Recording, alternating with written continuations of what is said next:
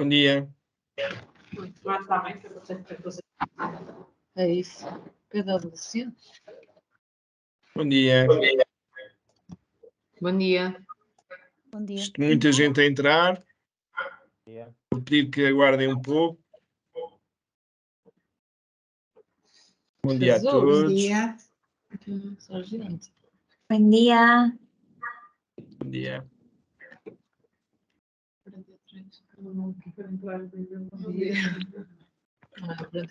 Bom dia.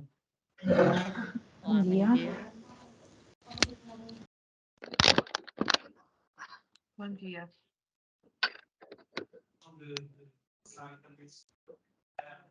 Bom dia. 758 33. Bom dia. Bom dia. Então, tratas disso Bom diretamente dia. dele? Perfeito. Obrigada. Bom dia. Bom dia. Olá, bom dia a todos. Obrigada. Bom dia. Tchau. Bom dia. Bom dia.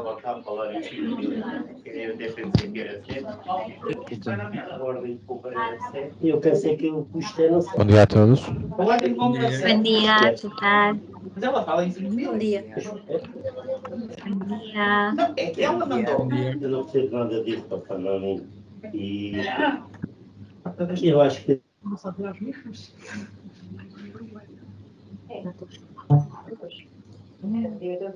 Bom dia. Bom dia. a todos. Bom dia. Bom dia. Bom, acho que estamos praticamente... Continuam a entrar pessoas. Vamos só esperar mais um minuto.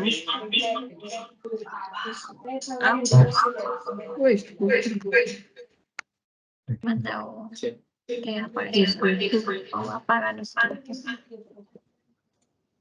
Eu le voy dando.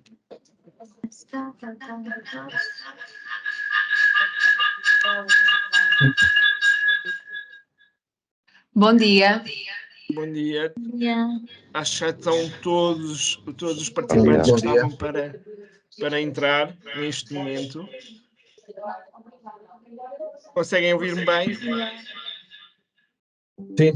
Sim. Eu vou só pedir um favor, enquanto a apresentação decorrer, que desliguem os vossos microfones para que nós possamos todos ouvir, porque de vez em quando ouve-se com algum feedback, algum ruído. Peço só esse favor. Ok, muito obrigado.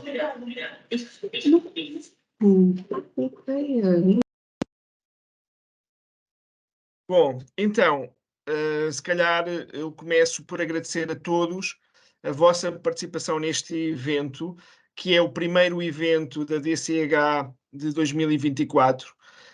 É um evento muito especial, porque tenho aqui o privilégio de estar com colegas de trabalho da PwC, ou seja, para além de presidente da DCH em Portugal, eu sou também diretor de recursos humanos da PwC e foi feito aqui um desafio aos nossos colegas da área fiscal e da área legal da PwC e da CCR, que nos pudessem trazer aqui alguns temas que estão neste momento na ordem do dia, nomeadamente com as alterações do Orçamento de Estado, que são muito recentes e, como tal, a DCH considerou que este era um...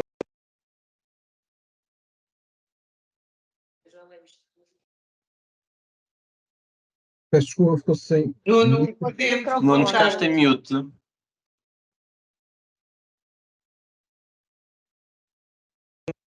Ok. Já estão-me a ouvir? Não sei se me ouviram. Onde é que ouviram? Foram só 2 segundos, Nuno. Ok. Exato. Então, basicamente, dar aqui o mote do início do ano com esta apresentação feita por especialistas, e começo precisamente por apresentar dois deles.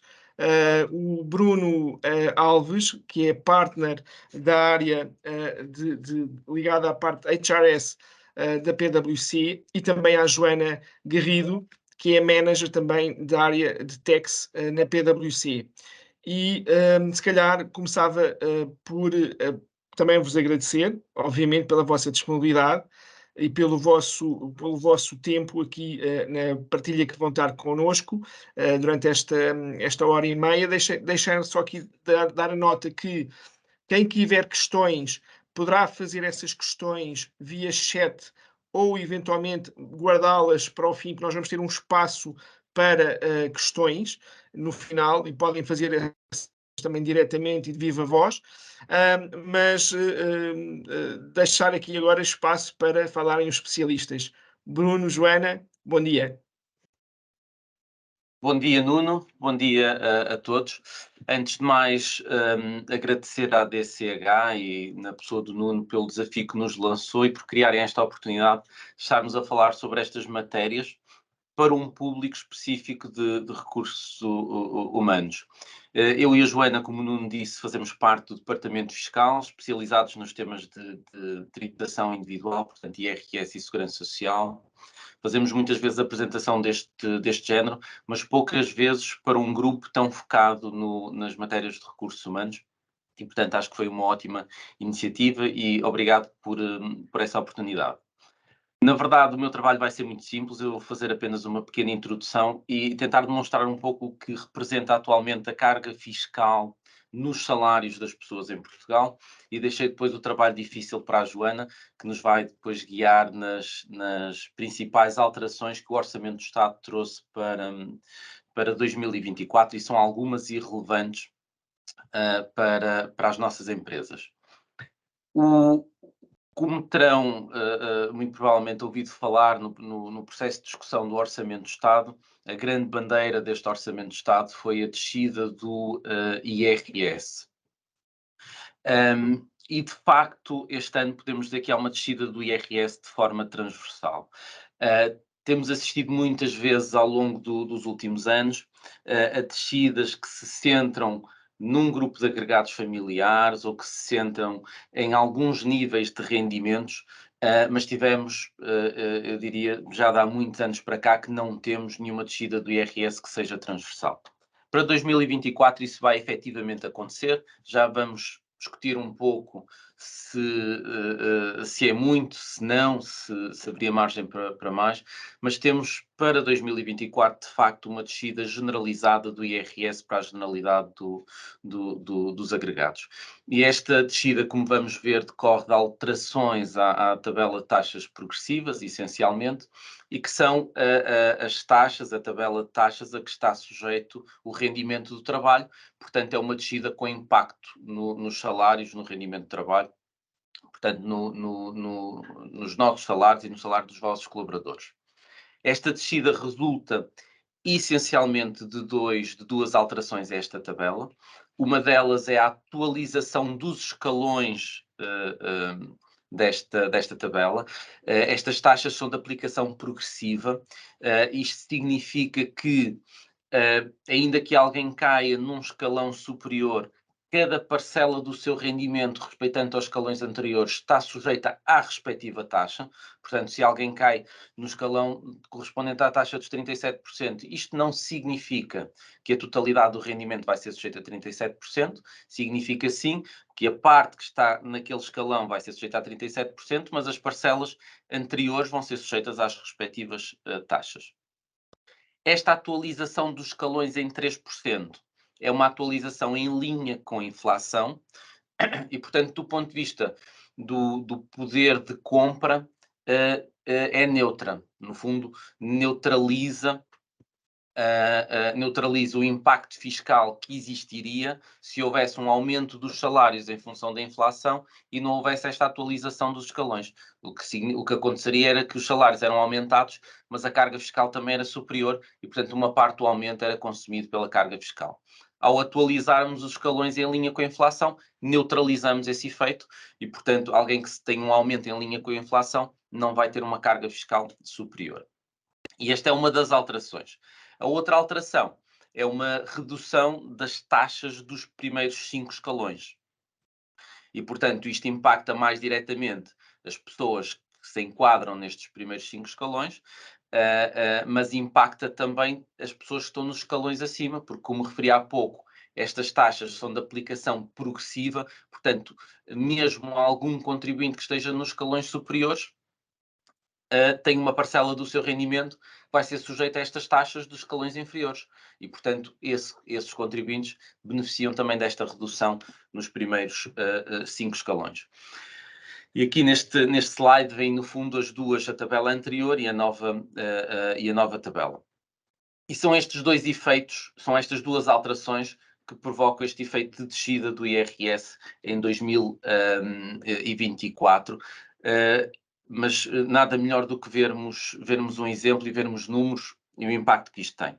E neste exemplo, apenas para demonstrar de forma muito simples esta descida, temos um contribuinte com um salário de 2.000 euros. Nas primeiras duas colunas temos um contribuinte solteiro, na terceira e quarta coluna temos um agregado com um casal e sem dependentes para simplificar o resultado. E estamos a falar de um contribuinte que tem 2.000 euros de rendimento e que manteria os mesmos 2.000 euros de rendimento em 2024. E vemos que só por efeito desta atualização da tabela das taxas, este contribuinte vai pagar em 2024, no final do ano, menos 646 euros, sensivelmente, do que em 2023. Portanto, são 646 euros a mais no rendimento líquido deste contribuinte no final do ano, mesmo que não tenha qualquer aumento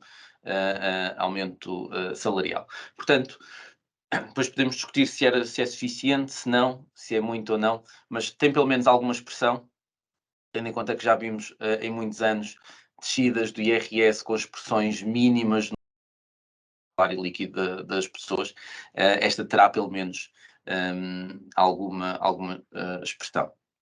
Mas a grande questão também é se de facto esta era a descida possível, se haveria margem para descer mais, qual o verdadeiro impacto que isto tem no poder de compra das pessoas e como é que isto tem evoluído ao longo dos anos. Claro que esta análise ou conclusões que se queiram retirar daqui é muito complexa, existe uma série grande de detalhes que têm impacto neste tipo de análise e, portanto, não é uma análise simples ou não há conclusões muito diretas. No entanto, ainda assim, trouxe aqui alguns dados muito simples, mas que acho que são bastante elucidativos e para nós que trabalhamos com salários, com recursos humanos, com remunerações, acho que é importante termos esta visão da evolução que a carga fiscal foi tendo ao longo dos anos nos salários das pessoas.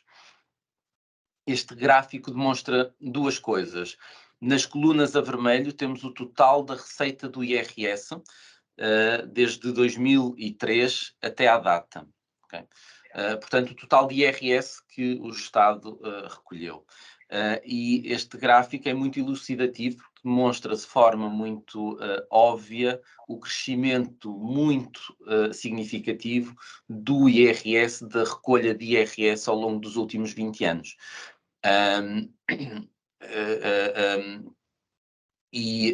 Temos que ter em atenção. Claro, existiram diferentes momentos e diferentes razões, mas temos que considerar que esta evolução decorre essencialmente do peso, do aumento das taxas e do peso do IRS nos salários. Na linha preta que acompanha as colunas, temos a taxa efetiva média que incidiu sobre as remunerações das pessoas, os rendimentos das pessoas. E temos de ter em atenção que isto resulta essencialmente do rendimento do trabalho. Ou seja, o IRS é influenciado naturalmente não só pelo rendimento de trabalho, como pelo imposto que é recolhido sobre os outros rendimentos, mas o rendimento de trabalho é aquele que contribui mais para a receita do IRS. E, portanto, temos de ter em conta que isto é impactado essencialmente pela receita do IRS. E como vemos, houve ali no período da presença da Troika em Portugal um salto muito grande no IRS que era recolhido e na taxa efetiva que incidia sobre o rendimento das pessoas, mas que se manteve e que foi até crescendo nos últimos anos. Claro que depois temos que considerar que os níveis altos de empregabilidade que vivemos atualmente a própria inflação que fez subir os salários acabam por impactar também nos últimos anos a receita do IRS. Mas vemos que a taxa efetiva se mantém também muito alta. Portanto, qual é a conclusão que retiramos daqui? É que a carga fiscal que os nossos trabalhadores hoje suportam é muito superior àquela que suportavam há alguns anos atrás. Nós fizemos, num estudo que fizemos há relativamente pouco tempo, fizemos um exercício que foi pegar num nível de rendimento médio atual, 1.300 euros, pois existem muitas formas e muitas teorias para a determinação do rendimento médio, mas 1.300 euros de salário bruto andará aproximado do rendimento médio atual. E fomos ver quanto é que estes 1.300 euros pagaram de imposto nos últimos 20 anos. E estas linhas demonstram, no gráfico da esquerda temos a evolução do IRS, do imposto, e no gráfico da direita a evolução do rendimento líquido, que naturalmente vão evoluindo em sentidos opostos. E vemos que vamos tendo aqui algumas variações ao longo destes 20 anos. Mas se olharmos para o ponto de partida e para o ponto de chegada, estamos muito próximos, ou seja, 1.300 euros pagam hoje praticamente o mesmo imposto que pagavam há 20 anos atrás. Podíamos retirar daqui uma conclusão que é o IRS não aumentou para os 1.300 euros. Temos é que considerar também que há 20 anos atrás o custo de vida era muito menor, o salário mínimo nacional era também menor, o rendimento médio era também menor, e considerar também que o IRS é progressivo e incide de forma mais significativa sobre os salários maiores. Okay? Portanto, se 1.300 euros há 20 anos atrás representavam naturalmente maior riqueza do que aquilo que representam hoje, seria expectável que 1.300 euros hoje tivessem uma carga fiscal bastante inferior do que a que tinha há 20 anos. E não é isso que se verifica neste exemplo para a generalidade das situações. 1.300 euros hoje têm uma carga fiscal muito parecida à que tinham há 20 anos atrás. Depois desta evolução nos últimos anos, é importante também vermos o que acontece nos outros países, o que acontece à volta, até porque no mercado global como o de hoje em dia, competimos pelos recursos humanos, e vocês, ou muitos de vocês devem sentir isto diariamente, competimos não só no mercado nacional, mas no mercado internacional. E este gráfico, retirado do estudo Taxing Wages 2023 da OCDE, representa, no fundo, a carga fiscal sobre os salários nos diferentes países da OCDE. Vemos ali a vermelho a coluna que representa a média da OCDE, e se formos procurar, encontramos Portugal ali no nono décimo, acho que é nono posto deste gráfico. Isto pesa não só o IRS como a Segurança Social, portanto, os tributos que incidem sobre os salários. E como vemos, Portugal tem uma tributação sobre os salários bastante significativa, mesmo quando comparando com os restantes territórios da OCDE. E, portanto, é neste contexto de carga fiscal elevada sobre os salários que nós... que as pessoas que trabalham com os recursos humanos têm de lidar e têm de gerir. Paralelamente a isto, o que é que tem sido feito ao longo dos últimos anos, muitas vezes para colmatar esta carga fiscal excessiva? É a criação de regimes especiais. Tem sido essa a solução do nosso legislador. Temos um regime base que é, como vemos, bastante pesado, mas depois têm sido criados um conjunto de regimes especiais, quer aplicável a determinados grupos de contribuintes, por exemplo, para os jovens, para os imigrantes, para estrangeiros que se mudam a Portugal, quer criando exceções ao nível das remunerações que estão sujeitas a IRS e, portanto, criando IRS ou Segurança Social, portanto, criando isenções para algumas dessas remunerações. É isso que temos visto ao longo dos últimos anos e é isso também que voltamos a ver em 2024. O que o Orçamento do Estado nos traz para 2024 é, mais uma vez, um conjunto de alterações nestes regimes especiais. Temos um reforço do IRS jovem, temos alterações aos regimes especiais que atraem pessoas para Portugal, com o prolongamento do programa Regressar, o fim do regime dos residentes não habituais, mas a criação de um novo incentivo fiscal bastante semelhante, e depois também algumas isenções, como veremos, isenções para situações em que se disponibiliza habitação aos trabalhadores, para colmatar a dificuldade do acesso à habitação que se vive atualmente, uma isenção também na distribuição de resultados aos trabalhadores, e, portanto, é com estes regimes especiais, estas regras especiais, que se tem vindo a colmatar esta carga fiscal elevada que se sente sobre os salários. E, portanto, é importante para quem trabalha com os recursos humanos, naturalmente, conhecer estes regimes especiais, estas exceções, e sempre que possível utilizá-las, porque conseguem assim um impacto positivo no rendimento líquido que disponibilizam aos vossos trabalhadores. Mas feita esta introdução, vou então deixar agora a Joana guiar-nos pelo conjunto de alterações que estão previstas para 2024. Obrigada, Bruno. Depois então desta visão mais macro sobre aquela que é a carga fiscal que temos hoje em dia em Portugal e da evolução que temos visto nos últimos anos, vamos olhar para as novidades fiscais que entraram agora em vigor em 2024 em virtude do Orçamento do Estado.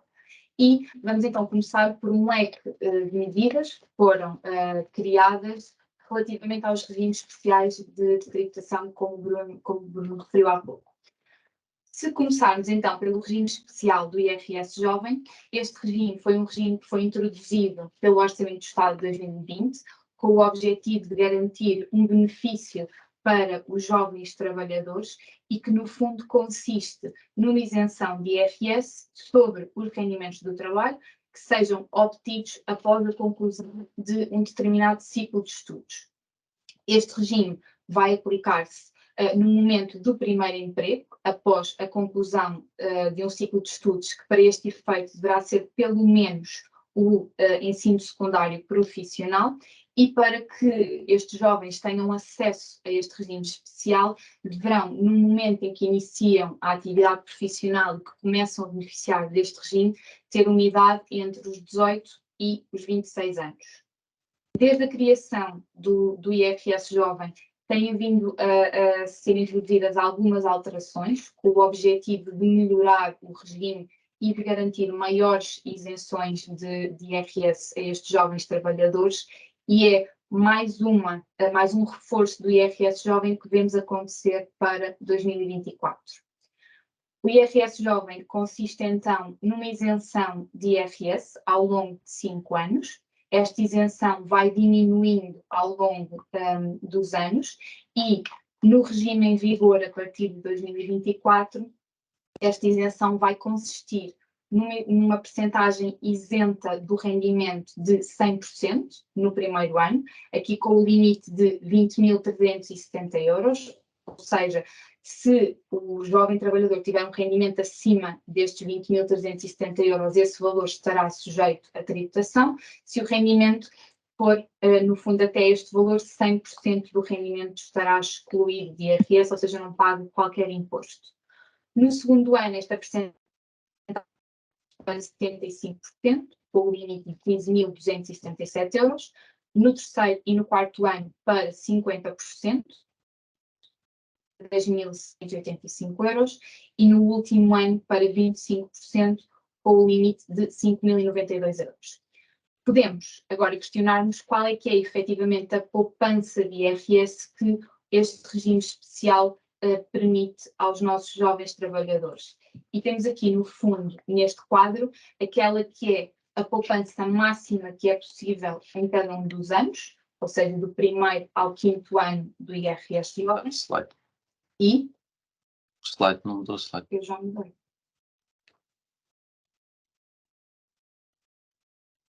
Sim, agora está. Sim, deve estar solamente.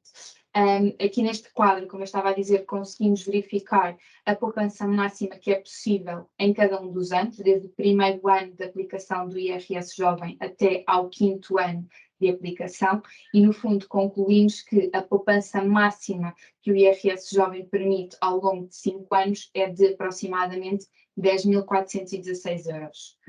Este regime é um regime bastante importante atualmente, tendo em conta o fluxo que temos vindo a verificar de jovens a sair de Portugal e talvez a dificuldade que tem vindo a ser cada vez mais sentida na contratação de jovens. Por isso, este regime permite que, pelo menos durante os primeiros 5 anos de atividade, que estes jovens tenham um rendimento líquido superior àquele que, no fundo, teriam se este regime não existisse.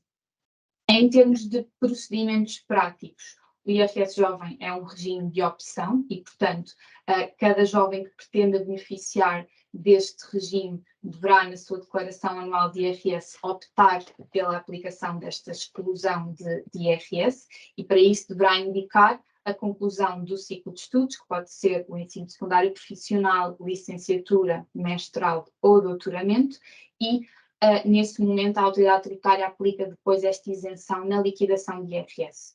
No entanto, do ponto de vista das entidades patronais, e aqui também sendo um ponto relevante para vocês, caso o jovem pretenda, poderá optar pela aplicação deste regime desde logo na retenção da fonte mensal. E, para esse efeito, deve solicitar à entidade patronal que aplique este regime especial e, para tal, deve apresentar à sua entidade patronal um documento que comprove que cumpre as condições de acesso ao regime, nomeadamente um documento que comprove a conclusão de um ciclo de estudos elegível para o IRS Jovem.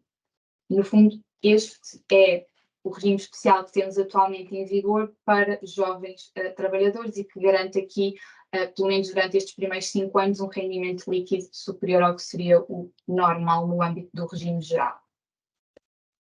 Se olharmos agora para uma alteração ao nível de outro regime especial que temos atualmente em vigor, o regime dos ex-residentes. Este regime é comumente designado Programa Regressar, faz parte deste programa que foi introduzido pelo Governo para fomentar o regresso dos imigrantes a Portugal. É um regime que foi introduzido pelo Orçamento de Estado de 2019, que inicialmente se aplicava às pessoas que regressassem a Portugal em 2019 ou 2020. Entretanto, já tinha sido alargado para pessoas que regressassem a Portugal até 2023 e o que vemos agora com o Orçamento de Estado de 2024 e tal como já tinha sido veiculado e como já era expectável, o regime foi prolongado também para as pessoas que regressem a Portugal em 2024, 2025 e 2026. Em que é que consiste este regime? Este regime é bastante simples em termos do benefício que estabelece. Estabelece uma exclusão de IRS de 50% dos rendimentos do trabalho, ou seja, 50% dos rendimentos que sejam recebidos não paga IRS em Portugal, e aplica-se durante um período de 5 anos, o ano do regresso e os 4 anos seguintes. Quais é que são as condições para beneficiar deste regime? Aqui também temos uma alteração face ao regime que tínhamos até então em vigor. Até agora este regime era aplicável às pessoas que se tornassem residentes em Portugal e que não tivessem sido residentes nos 3 anos anteriores e que obviamente tivessem residido em Portugal no passado, e a partir de a aplicar às pessoas que não tenham sido residentes em Portugal nos 5 anos anteriores e que aqui tenham vivido antes desse período. E em termos de condições de acesso, é esta a alteração que temos para 2024. Para além disto, este regime não tinha qualquer limitação em termos do valor excluído de tributação e o que veio agora a ser alterado para 2024 foi efetivamente a criação de um limite ao valor do rendimento que está excluído de IRS. Ou seja, a partir de agora, para as pessoas que se inscrevam neste regime a partir de 2024, no máximo, o valor que poderá estar excluído de tributação será de 250 mil euros. Para as pessoas que já estavam inscritas no regime, não continua a não ser aplicável qualquer limite. Este limite passa então a aplicar-se só de 2024 em diante para novas pessoas que regressem a Portugal e passem a beneficiar do regime do Programa Regressar. Passando então a outro dos regimes especiais de tributação que temos ou tínhamos em vigor em Portugal, o regime dos residentes não habituais.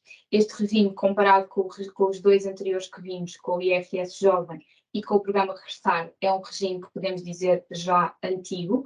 Era um regime que tinha sido criado em 2009 com o objetivo de atrair para Portugal profissionais qualificados estrangeiros com elevados níveis de património e de riqueza. Era um regime especial de tributação que era válido por um período de 10 anos e que estabelecia alguns benefícios, sendo que, se nos focarmos nos rendimentos do trabalho, estabelecia uma taxa fixa, uma taxa especial de 20% sobre os rendimentos que decorressem do exercício de uma atividade de elevado valor acrescentado. Este regime atraiu para Portugal, desde 2009 até 2022, cerca de 75 mil pessoas. Aqui temos um leque variado de pessoas, quer pessoas que vieram para Portugal exercer uma atividade profissional, quer pessoas com elevados níveis de riqueza ou pensionistas estrangeiros que vieram viver para Portugal. No entanto, o que foi proposto no Orçamento do Estado de 2024 foi o fim deste regime dos residentes não habituais. A proposta inicial do Orçamento do Estado para 2024 previa apenas o fim do regime a partir de 2024, continuando, no entanto, a ser aplicável quer às pessoas que já estivessem inscritas no regime e até que o prazo de 10 anos terminasse, e também às pessoas que, a 31 de dezembro de 2023, reunissem as condições para beneficiar do regime. Entretanto, durante a discussão do Orçamento, o Partido Socialista no fundo, propôs a criação de um regime transitório para o ano de 2024, que veio a ser aprovado, e basicamente este regime transitório prevê que o regime dos residentes não habituais continua a ser aplicável às pessoas que se tornem residentes em Portugal durante o ano de 2024 e que, no fundo, comprovem, através da apresentação de um destes elementos que veremos, que já tinham iniciado o processo de mudança para Portugal.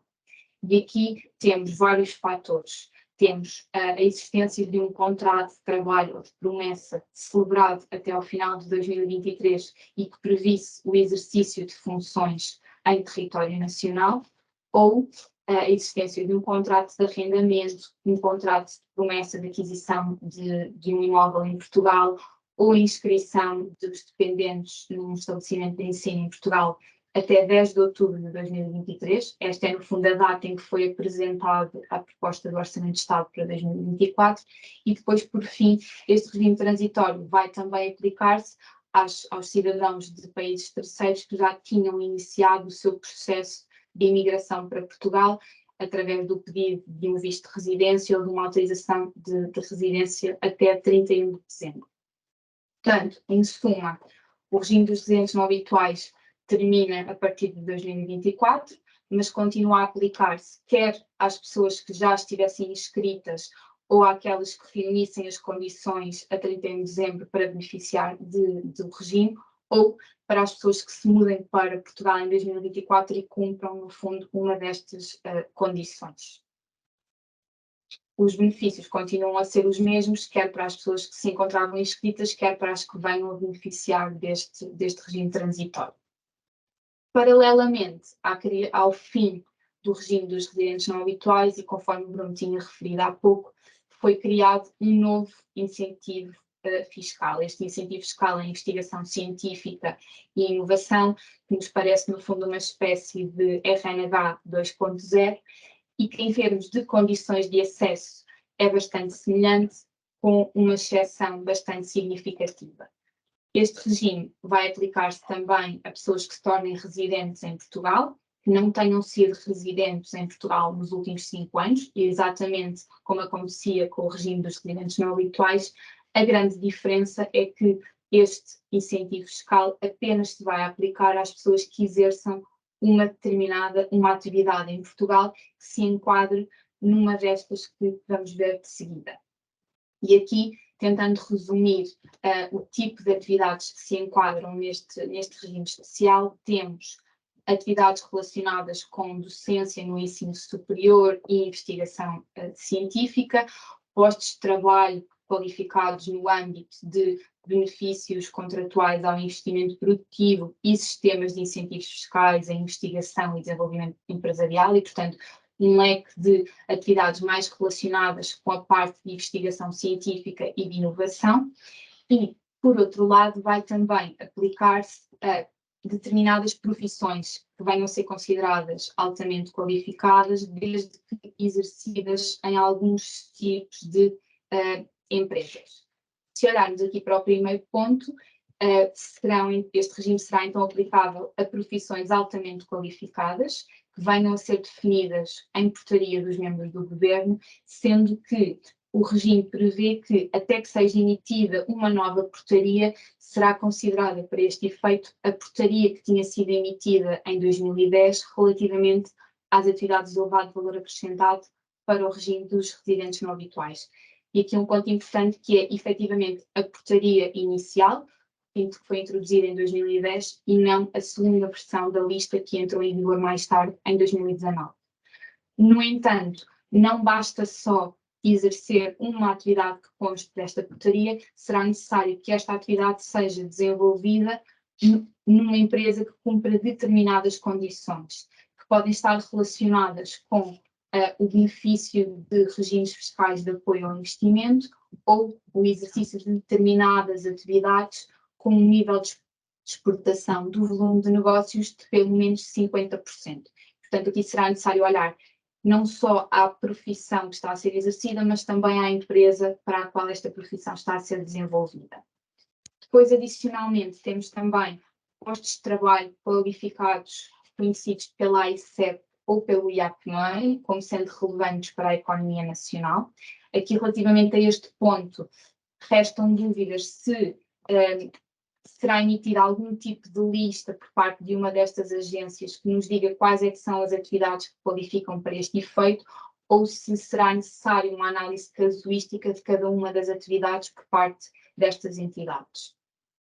Uma boa notícia para os trabalhadores de startups, em linha também com alguns regimes especiais que já tinham vindo a ser criados para as startups, este em si vai aplicar-se também a trabalhadores de entidades que sejam certificadas como startups e que, independentemente da profissão que estejam a desenvolver, desde que a mesma seja desenvolvida numa startup.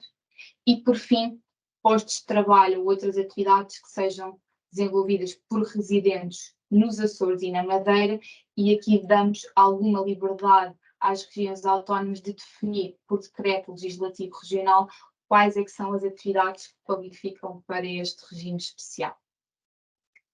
Em termos de benefícios, quais é que são os benefícios?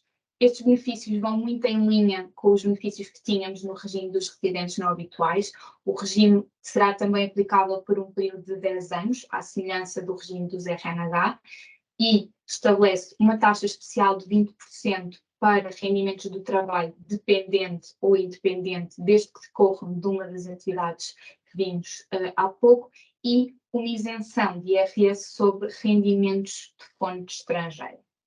E, portanto, em suma, terminamos o regime dos residentes não habituais, mas criamos um novo regime especial, em muitos aspectos semelhante ao regime dos residentes não habituais, com a grande diferença de que exige o exercício de uma atividade em Portugal. E, no fundo, até agora vimos as novidades fiscais relativamente aos regimes especiais de tributação. No entanto, tal como o Bruno já tinha referido há pouco, existem também um conjunto de novidades relativamente a alguns benefícios concretos que as empresas podem atribuir aos seus trabalhadores. E, se começarmos aqui por um dos benefícios relacionados com a utilização de habitação, regra geral, quando a entidade patronal disponibiliza uma habitação aos seus trabalhadores, é calculado um benefício de espécie, sujeito a IRS e a Segurança Social, que decorre, no fundo, da utilização por parte do trabalhador desta habitação. Para colmatar as dificuldades que têm vindo a ser sentidas na área da habitação, é então criada uma isenção de IRS e de Segurança Social, que se aplica a este rendimento em espécie que seria resultante da utilização de casa por parte dos trabalhadores. E aqui, este regime vai aplicar-se se a empresa atribuir, no fundo, um imóvel aos seus trabalhadores que é detido pela própria empresa para sua utilização pessoal, ou também se a empresa decidir assinar um contrato de arrendamento para ser utilizado para o trabalhador para efeitos da sua habitação. Em ambos os cenários temos uma isenção de IRS e de Segurança Social, para aquele que seria o valor do rendimento em espécie que seria resultante desta utilização, por um período limitado, de 1 de janeiro de 2024 a 31 de dezembro de 2026. No entanto, esta isenção de IRS e de Segurança Social tem um limite. Este limite decorre do valor das rendas, sendo que este limite vai depender de cada caso em concreto, tendo em conta as características do imóvel, o local onde se localiza, entre outros. E, portanto, é necessário para cada situação em concreto calcular o valor limite das rendas para apurar o valor até ao qual esta isenção de IRS e de Segurança Social é aplicável. Esta isenção não se aplica, no entanto, a valores que sejam atribuídos em dinheiro, como sejam, por exemplo, subsídios de residência que a empresa disponibilize aos seus trabalhadores para colmatar as despesas com a habitação. Aplica-se apenas quando seja atribuída uma habitação em espécie para este efeito. Depois, por fim, aqui uma exceção para colaboradores que tenham, direta ou indiretamente, uma participação no capital social ou nos direitos de voto da entidade patronal igual ou superior a 10%. Neste caso também não é aplicável qualquer isenção.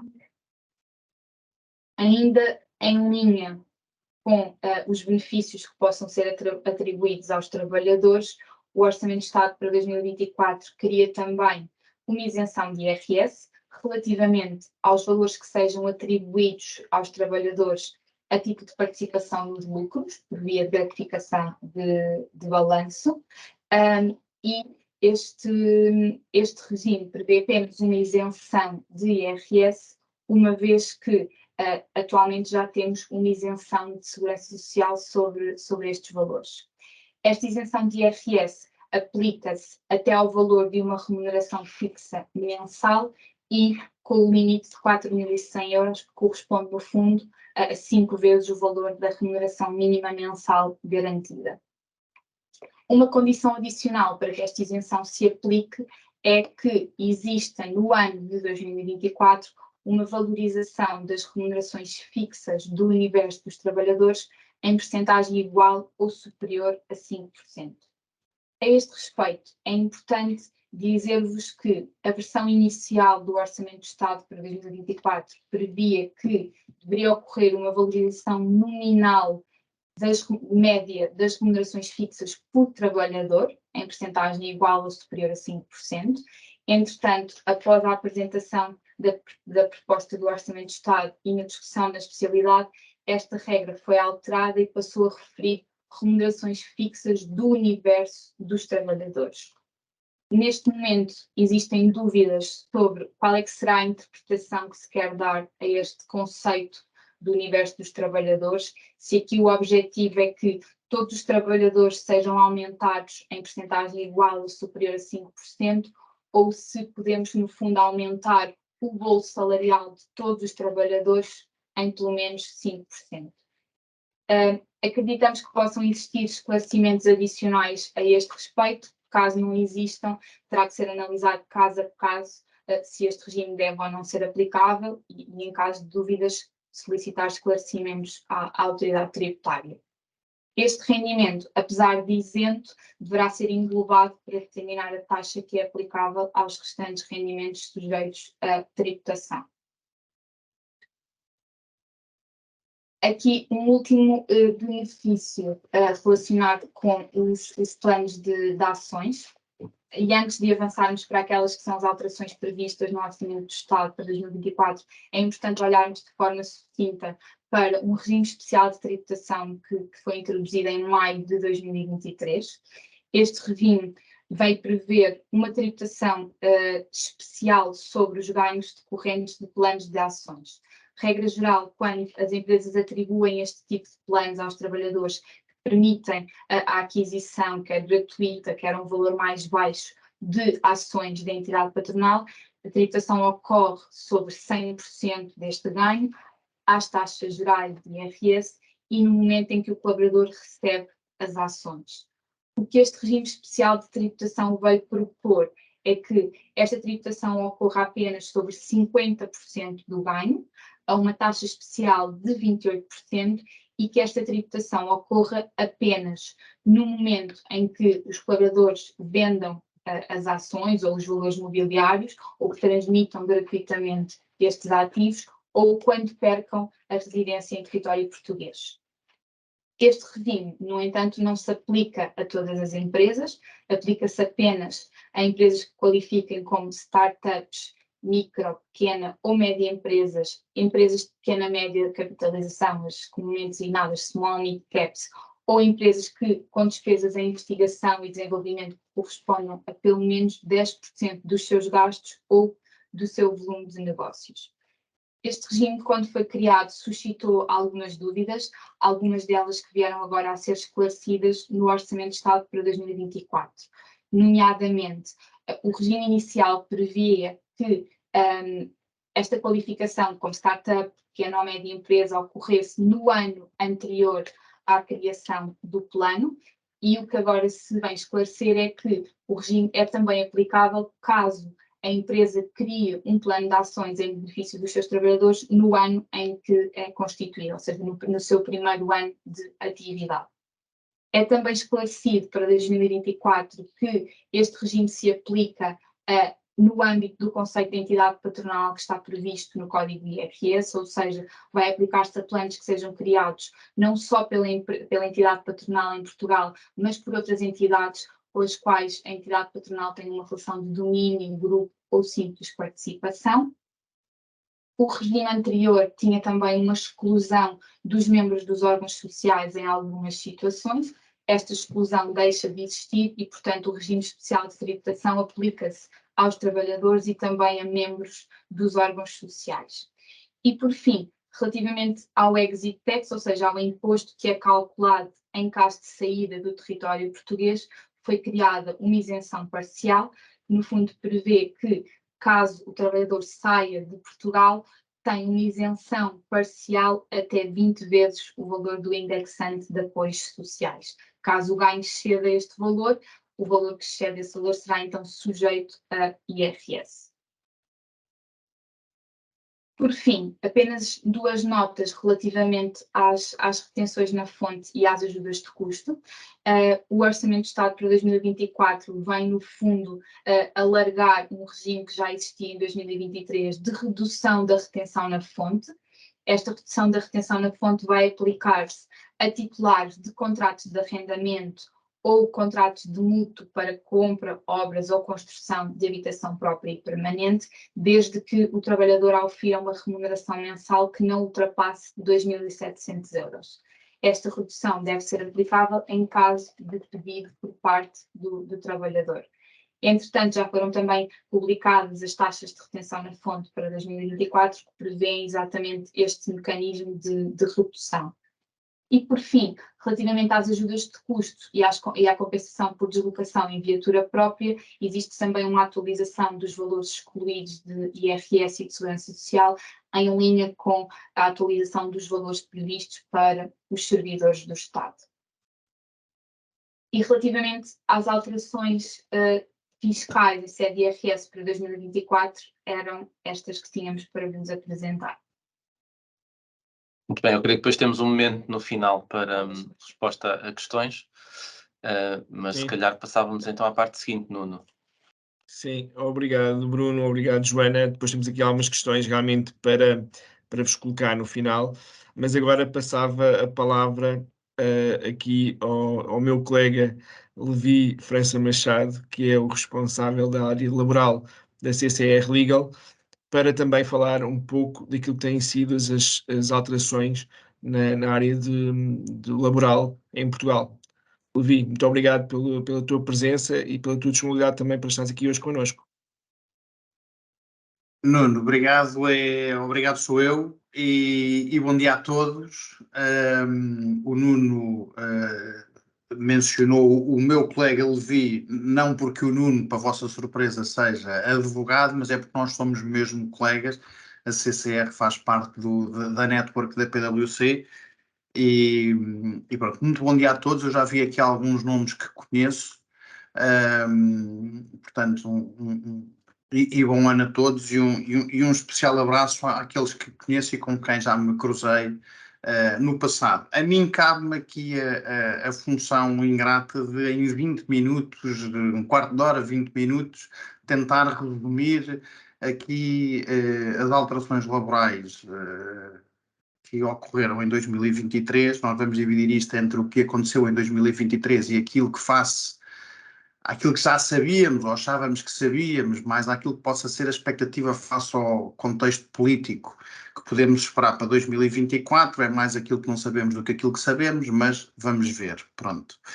Eu tentei resumir aqui algumas das matérias, eu não vou abordar tudo, como é mais do que óbvio, vou abordar algumas das quais sou frequentemente contactado pelos nossos clientes e, portanto, e que entendo que sejam mais importantes e, portanto, vou-me cingir a essas medidas. Pronto. E vamos ver se a minha inabilidade tecnológica me permite mudar os slides. Eu não sei se, Joana, se me passaste o controle. Eu estou a tentar passar os slides, mas sem conseguir. Eu passei, Levi, não estás a conseguir? Não. Aparece a minha cara como nós testámos antes, mas não estou a conseguir mudar. Se calhar sugiro que a Joana, se conseguir, se puder Pode ajudar ser. já agora. Não querendo fazer de ti minha assistente, mas fazendo, se Já puder passei, ser. pronto. Então, pronto. Muito obrigado. Então, começando por algumas das alterações que nós tivemos no primeiro trimestre de 2023 à lei laboral e vou, relativamente a cada uma, vou-vos dar nota do porquê eu achar que elas são importantes falar neste fórum. Pronto. Como sabem, o artigo 106 do Código de Trabalho foi alterado no ano de 2023 e dentro dos deveres de informação passaram a constar mais algumas informações que nós passámos a ter que prestar aos nossos trabalhadores. Porque é que isto é importante? É importante, muito embora muitas dessas informações, as boas práticas, já recomendassem que essas informações fossem prestadas aos trabalhadores, a verdade é que há algumas, nomeadamente aquelas que falam em remuneração e componentes retributivos e aquelas que falam em benefícios complementares ou substitutivos daquilo que é, para a maioria de vocês, a segurança social e as contribuições que fazemos, eu passei a ter que prestar essa informação. E muitas empresas aquilo que fazem é prestam essa informação no contrato de trabalho. Ora, talvez seja de equacionar rever as minutas dos contratos de trabalho e passar a dar esta informação em anexo ao contrato de trabalho ou como um anexo ao contrato de trabalho e não provavelmente no contrato de trabalho para evitar a contratualização de uma série de benefícios deste género. Eu passei a ter que dar uma série de informação, nomeadamente, e já vamos ver abaixo, fazer referência ao período experimental, e a consequência do não fazer referência ao período experimental é o presumir-se que as partes basicamente prescindiram da existência desse período experimental e, portanto, não é irrelevante eu rever as minhas minutas de contrato de trabalho, não é irrelevante eu pensar se não devo concentrar algumas matérias nesta comunicação que tenho que fazer nos termos do 106 aos trabalhadores e rever e limitar, talvez, o teor e o ordem dos meus contratos de trabalho. É uma sugestão e é uma recomendação que temos vindo a estudar e a falar que aqui com alguns clientes, notar o seguinte: esta informação pode ser prestada por via de mais do que um documento, mas quando eu o faço por via mais do que um documento, pelo menos num eu tenho que concentrar a grande parte da informação.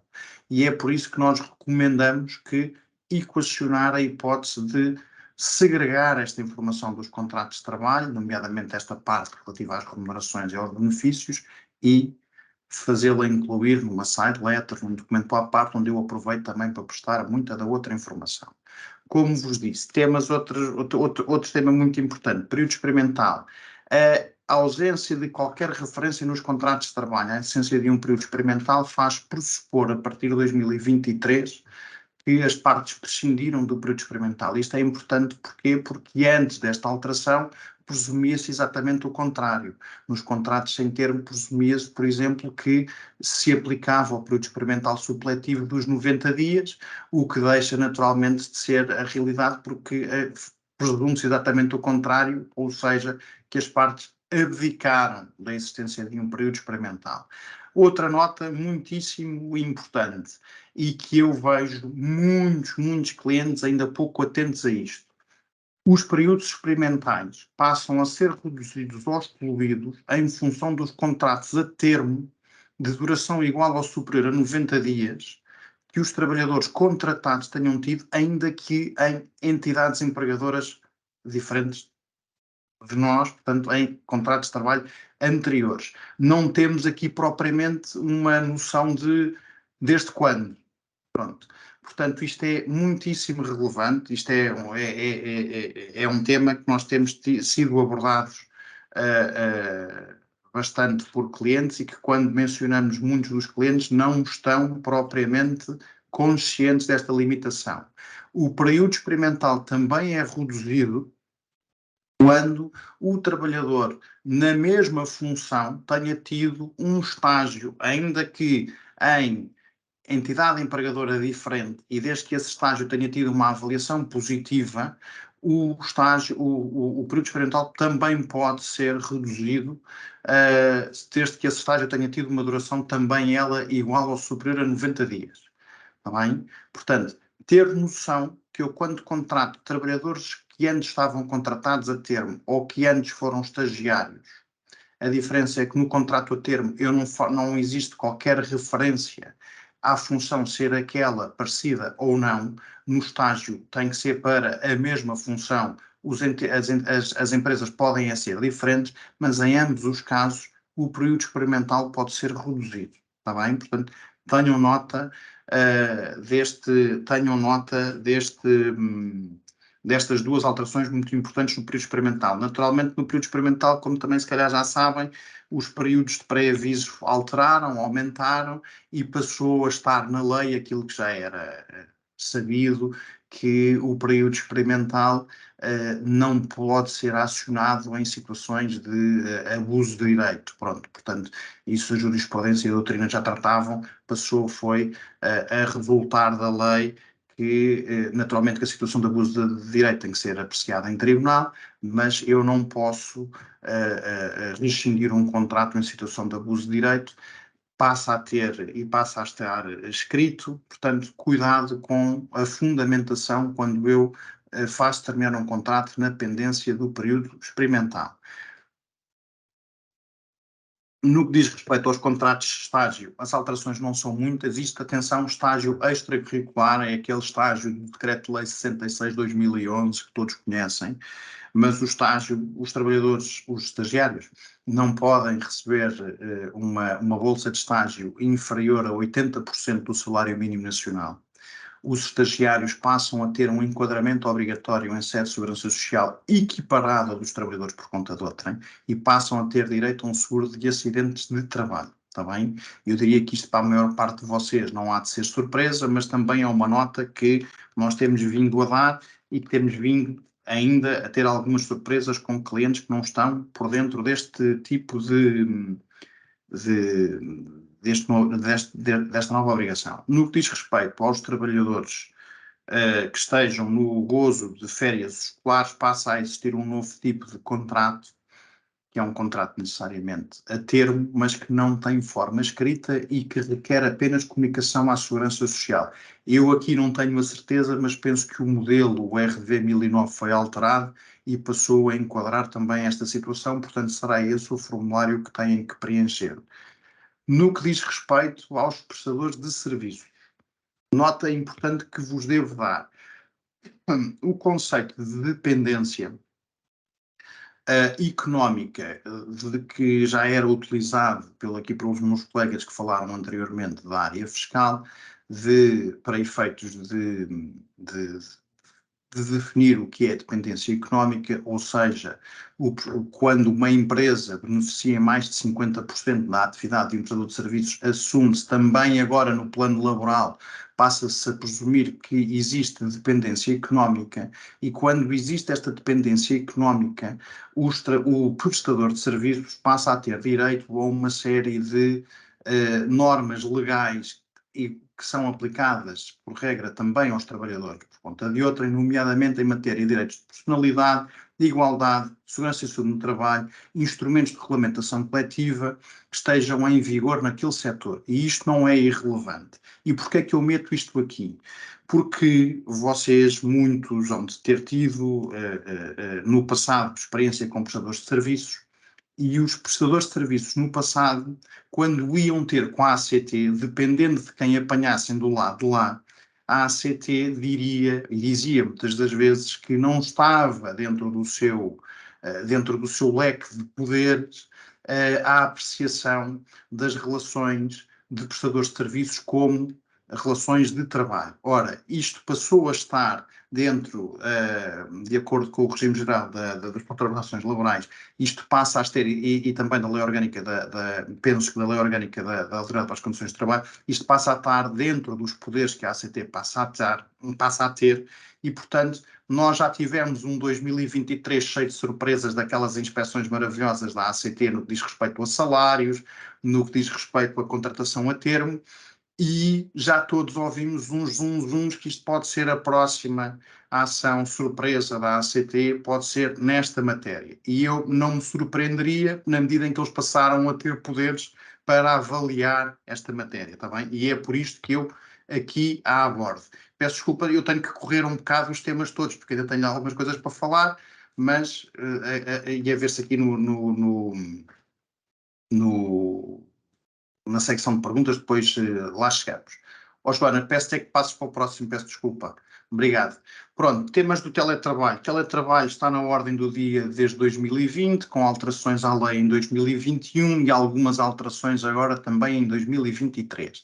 O que é que as alterações à lei em 2023, para além daquela alteração que os senhores sabem, imagino eu, do subsídio pela prestação de trabalho em regime de teletrabalho, já lá vou, mas o teletrabalho e a alteração passou a obrigar que as partes acordassem numa compensação devida ao trabalhador pelas despesas adicionais em que ele incorra pela prestação de trabalho em regime de teletrabalho. Qual é que é a consequência de eu não estabelecer esta compensação? É eu assumir, ou eu ter que assumir, toda e qualquer despesa que o trabalhador comprove ter incorrido. Ora, já sabemos que isto é mais ou menos a relação que existia desde 2021, e se eu tivesse que apostar, apostaria que a maior parte de vocês não teve trabalhadores a reclamar despesas. Não quer dizer que não tenha acontecido, mas a maior parte dos trabalhadores não terá reclamado. Agora, é um risco com o qual teremos que viver, e lembrem-se que os créditos salariais não prescrevem, os créditos que decorram e que nasçam da relação de trabalho não prescrevem, portanto podemos ter a surpresa de um trabalhador daqui a alguns anos se chatear e vir pedir todas estas despesas. Eu já ouvi falar desse género de ameaça, nunca tive nenhuma ação destas, tenho que reconhecer, mas já tive este género de ameaça por parte de trabalhadores que vieram reclamar pelo pagamento das despesas em que incorreram e avançaram com ele. Eu tive uma ação em que isto foi abordado, mas é muito difícil de se fazer prova, mas ainda assim tenham essa noção e a noção da consequência de não fixarem o valor. O valor, como vocês sabem, foi definido em portaria agora no segundo semestre, em 2023, e foi definido um valor de 22 euros por mês, valor esse que pode ser majorado em 50% se previsto em RCT, e este valor os meus colegas da área fiscal poderão explicar aqui na parte das dúvidas melhor as métricas que têm que ser preenchidas para se garantir a isenção, a exclusão de tributação em sede de IRS e de segurança social destes valores, mas este valor de 22 euros mês é o valor, portanto eu acho que por 22 euros mês vocês podem livrar-se aqui de um eventual problema. Um tema seguinte, esta matéria do outsourcing, isto já está em discussão e apreciação pelo Tribunal Constitucional. foi um dos temas, isto foi uma alteração à lei que teve um determinado objetivo e um determinado nome, e o que visou foi garantir que trabalhadores que sejam despedidos ao abrigo de um processo de despedimento coletivo ou por extinção de posto de trabalho, a empresa, nos 12 meses subsequentes, não poderá recorrer a outsourcing. Ou seja, dando aqui um exemplo, se eu extinguir um departamento de contabilidade hoje, nos próximos 12 meses, não vou poder meter esse departamento ou esse trabalho de outsourcing que me era prestado para esse departamento, eu não o posso externalizar, eu não posso subcontratar, ter alguém em outsourcing a prestar-me este serviço. As reais consequências, depois em tribunal, do que é que acontece ou deixa de acontecer, é um tema que seria muito gosto depois em discutir com um bocadinho mais de detalhe, mas esta é a consequência que está vertida na lei. Em caso de outsourcing, outra vez, esta alteração à lei teve um determinado objetivo muito claro. Em caso de outsourcing, e dar-vos nota de que aquilo que resultar, se a prestação de serviços for igual ou superior a 60 dias, o IRCT que vos seja aplicável é também aplicável ao vosso prestador de serviços, ou seja, quando recorrem ao outsourcing, o vosso CCT, se o outsourcing durar mais de 60 dias, passa também a ser aplicado ao prestador de serviços. Proibição de renúncia a créditos salariais. Dizer-vos, eu já falei aqui que os créditos salariais não prescrevem passados ou decorridos 12 meses da cessação do contrato de trabalho. Deixa de ser, que era uma cláusula muito típica, já todos fizemos variedíssimos acordos de revogação, e uma das cláusulas típicas que consta de qualquer acordo de revogação, ou que constava, é a declaração de quitação e remissão. Ou seja, em que o trabalhador, para além de dizer que não recebe, o trabalhador, para além de dizer que já recebeu tudo aquilo a que tinha direito a receber, renuncia também a receber qualquer outra quantia. E essa segunda parte passa a estar proibida. Isto também está, ou também poderá vir a ser apreciado constitucionalmente. Há um parecer de alguns ilustres advogados a propósito da inconstitucionalidade destas normas. Se isto vai ser apreciado ou não, admito que sim, tanto quanto eu sei, esta norma ainda não foi, a constitucionalidade ainda não foi apreciada. No que diz respeito à compensação, eu vou passar este ponto rápido. Os senhores sabem perfeitamente que os valores de referência base da compensação foram alterados, portanto, nos contratos a termo passaram a corresponder a 24 dias de salário base multiplicado pela antiguidade da fração. No caso dos contratos sem termo, a 14 dias, antes eram 12 e antes eram 18 para os contratos a termo, antes eram 12 para os contratos sem termo, passa a 14. Dos 18 passa a 24 para os contratos a termo, dos contratos sem termo passa dos 12 para os 14 dias. Tenham noção que têm que andar, trabalhadores com muita antiguidade, têm que andar a fazer aquelas continhas todas para, no final do dia, bater tudo certo, porque é 14 dias desde o dia 1 de maio de 2023 em diante. Antes vão ter que aplicar aquelas regras todas que tinha, está bem? Pronto, exclusividade, cláusulas de exclusividade que obstem aqui um trabalhador pura e simplesmente deixe de poder trabalhar para terceiros, também deixam de ser válidas, a não ser que eu as consiga justificar com questões de segurança e saúde no trabalho. Portanto, o trabalhador, o não descansar poderá ser um argumento, ou o meu sigilo profissional poderá ser outro argumento que me permita impor esta exclusividade, depende um bocado. Isto passa a ser uma análise que se recomenda que seja feita caso a caso. Trabalho temporário. O trabalho temporário já tem vindo a ser bastante combatido. Já em 2019 impôs-se um limite máximo ao trabalho temporário de 6 renovações. Estas renovações agora passaram para 4. Antes não tínhamos renovações e tínhamos aquele clássico dos contratos de trabalho, dos contratos de utilização de trabalho temporário. Portanto, os CUTs, alguns deles, vocês hão de se lembrar de situações em que os contratos se renovavam todos os meses. Portanto, essa situação já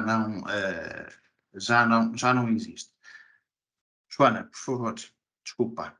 Pronto, outra mudança que tivemos muito recentemente, e esta os senhores também vão ter ouvido falar, que foi das alterações ao FCT e ao FGCT, já as contribuições estavam suspensas já há uns tempos, já as contribuições estavam suspensas há uns tempos, deixa no todo de ser obrigatório contribuir para o FCT. Aqueles valores que vocês tinham dos vossos trabalhadores todos, no que diga respeito às contribuições para o FCT, passam a estar englobadas numa conta do empregador, e esta conta do empregador pode ser, os valores que lá estão continuam a poder ser resgatados para pagar 50% das compensações que tenham que vocês suportar com a cessação de contratos de trabalho, mas também com custos que tenham com investimentos na habilitação dos trabalhadores ou com custos com formação profissional dos trabalhadores. Exatamente qual é que é a prova que os senhores têm que fazer para cada uma das modalidades, nós ainda não sabemos, a lei, se calhar, não vai ter nenhum regulamento, mas era bom que tivesse, pronto. Mas neste momento são umas modalidades em que os senhores podem resgatar os montantes que lá estão. Os montantes têm que ser resgatados que até 2026, portanto temos aqui um timing para proceder ao resgate dos montantes. Para o FGCT continuamos a ter que contribuir, embora esta contribuição esteja agora suspensa, portanto isto está para a contribuição retomar-se-á, se não me engano, 1 de janeiro de 2025, até lá está suspensa, mas a partir daí os 0.075 que eu já contribuía para o FGCT continua a ser uma obrigação. Estas alterações ao salário mínimo também vou passar muito rápido, porque os senhores já sabem disto. O salário mínimo aumentou para 220, aliás, já fomos mais ambiciosos com este aumento do salário mínimo do que aquilo que tinha sido o acordado em sede do acordo de rendimentos. O acordo de rendimentos, se não me engano, para 2024 previa um aumento até de 810, aumentámos para 820. Ontem, o nosso potencial futuro primeiro-ministro, não sabemos se não ontem ou anteontem, o atual secretário-geral do Partido Socialista já falava em voltar à negociação e reabrir o acordo de rendimentos, porque agora pretende um salário mínimo, não sei quando, mais na casa dos 1.000 euros. Vocês podem ver aqui que nós tínhamos aqui uma evolução prevista de salário mínimo para 2025 de 855 e 2026 de 900 euros, portanto, vamos ver se isto é promessa política ou se é mesmo para isto, ganhando atualmente as eleições. Sobre cotas para trabalhadores, isto também é uma coisa que a maior parte das empresas não está consciente. Nós temos aqui obrigações, isto já é uma lei, se não me engano, de 2019, agora posso estar a dizer mais nada, mas julgo não estar, e peço desculpa se estiver. Em 2019 passou a existir, as empresas passaram a estar obrigadas a cumprir com uma cota mínima de trabalhadores portadores de deficiência. Portadores de deficiência são aqueles que tenham mais de 60%, tenham 60% ou mais de coeficiente de deficiência. Nas empresas com mais de 250 trabalhadores, eu tenho que ter uma cota mínima de 2% e o período de transição já terminou em 1 de fevereiro de 2023. Tá bem? Para as empresas entre 100 e 250 trabalhadores, este período de transição termina agora no dia 1 de fevereiro de 2024. Tá bem? Pronto, portanto, terem nota do quê? Eu não sou naturalmente, digo eu, obrigado a cumprir com estes coeficientes. Eu, pelo menos, hei de ser obrigado a provar em como tentei cumprir com estes coeficientes. Pronto. Joana, por favor.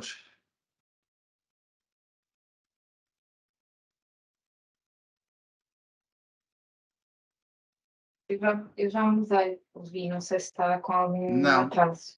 Está com, pelo menos aqui, pronto. No serviço doméstico, isto foi um tema que eu deixei aqui porque foi o tema ao qual os jornais decidiram dedicar imensa atenção. Isto é mais a título de curiosidade. Os jornais do ano passado, a propósito do enquadramento dos trabalhadores de serviço doméstico, decidiram fazer disso manchete de jornal e falar do crime e tudo mais. Pronto, o Bruno e a Joana falarão melhor sobre isso do que eu, seguramente, mas o que passou a crime não é só a falta de enquadramento dos trabalhadores de serviço doméstico, é de todo e qualquer trabalhador, pronto. Mas como aquilo que ninguém fazia era relativamente ao serviço doméstico, os jornais decidiram lançar o pânico e falar da falta de enquadramento poder corresponder a crime. Dizer-vos que não falaram foi do restante e do que era mais importante, que é passa a haver uma aplicação subsidiária do Código de Trabalho em tudo o que não esteja previsto no regime do serviço doméstico. O pagamento dos subsídios de férias e de Natal, isso já estava mais que tratado em parte já em diplomas avulsos ou em jurisprudência. Os períodos normais de trabalho, os intervalos de descanso também. Portanto, o que passou a estar foi preto no branco que os trabalhadores de serviço doméstico passam a ter, quando ali não esteja previsto expressamente no regime, passam a ter os mesmos direitos que os trabalhadores, conforme previstos no Código de Trabalho. Outro tópico que os senhores já devem estar, alguns de vocês, fartos de ouvir falar, e que eu falo aqui muito brevemente, que é uma tendência, e vai ser cada vez mais uma tendência, que é os canais de denúncia passam ou são obrigatórios desde junho de 2022 para empresas com 50 ou mais trabalhadores.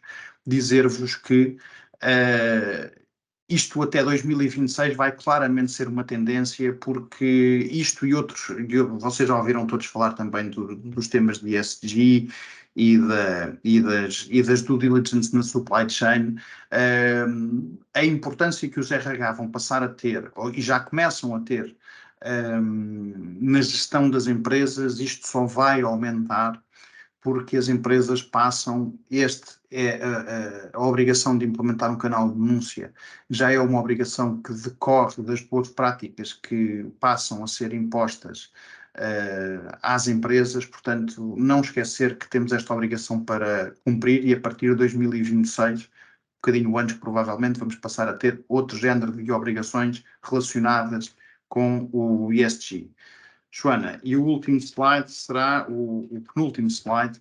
Pronto, nós para 2024, como eu vos disse, isto é um exercício de adivinhação, não sabemos ao certo o que é que vai acontecer ou vai deixar de acontecer. O governo, temos eleições no dia 10 de março, vamos ver quem ganha, mas já existiam aqui algumas vontades, e acima de tudo algumas delas são vontades. Por exemplo, esta parte aqui da atração e fixação de talento e o lançamento aqui de um novo programa para trabalhadores de estudantes. Isto é uma vontade que resulta do Orçamento de Estado, mas existe claramente uma tendência que o mercado está a impor ao legislador e ao próprio empregador, e vocês sentem isso, que é o tema do reforço da promoção e da conciliação entre a vida pessoal e familiar. Isto cada vez mais vai andar na ordem do dia.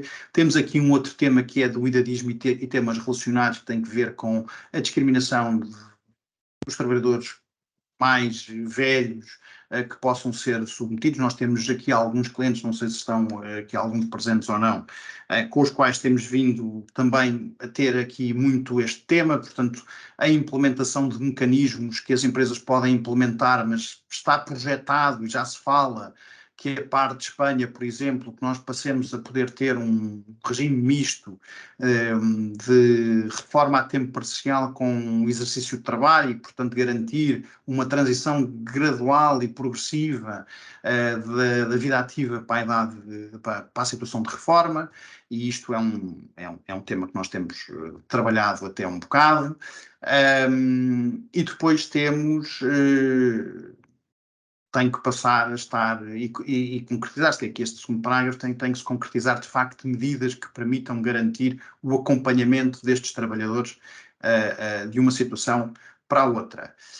Nós temos aqui também o tema da formação profissional. Esta ministra tem sido muito ativa nos temas, e bem, nos temas do upskilling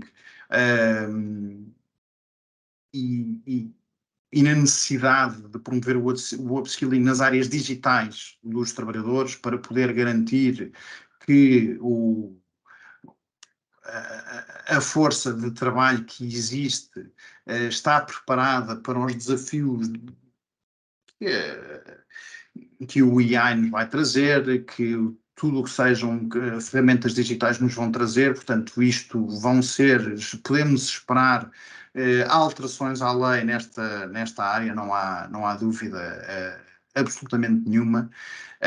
Vamos também passar a ter, era um objetivo deste governo, vamos ver se é do próximo, a criação de um balcão único do trabalhador e da empresa que vai substituir e simplificar uma série de procedimentos e comunicações a que os senhores têm que dar cumprimento numa base, algumas delas anuais, outras não tanto, mas vamos ver no que é que isto vai dar. Eu não estou a dar muito sumo sobre cada um dos temas porque não há muito mais para dizer do que isto. Isto são coisas que se foram retiradas um bocado e que resultam do acordo de rendimentos e não há grande desenvolvimento sobre cada um destes temas.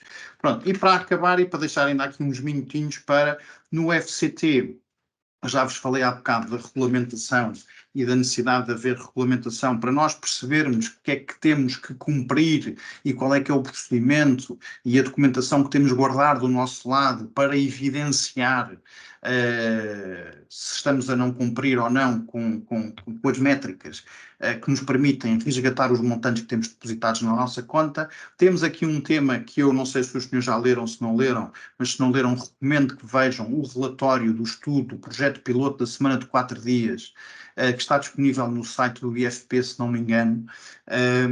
Muito engraçado. No que diz respeito à produtividade das empresas, não foi possível avaliar, e se falarmos com as empresas, se virmos pelos depoimentos, as empresas dizem que a produtividade ainda não foi possível avaliar porque as métricas de produtividade têm que se avaliar em 2024 e o estudo é de 2023. Os trabalhadores, pelo seu lado, dizem que a produtividade aumentou imenso, mas uma coisa que é muito engraçada é perceber que tudo o que sejam índices que foram avaliados de ansiedades, de vontade de trabalhar, isso reduziram todos esses índices muito significativamente. Portanto, é engraçado para profissionais de recursos humanos olharem para o relatório. É muito engraçado. E dizer-vos que sem prejuízo também de a produtividade não ter sido avaliada, muito engraçado. Eu julgo que este estudo terá sido, foram à volta de 40 empresas que foram abrangidas e não há acho que à exceção de uma ou duas, avaliaram negativamente o projeto.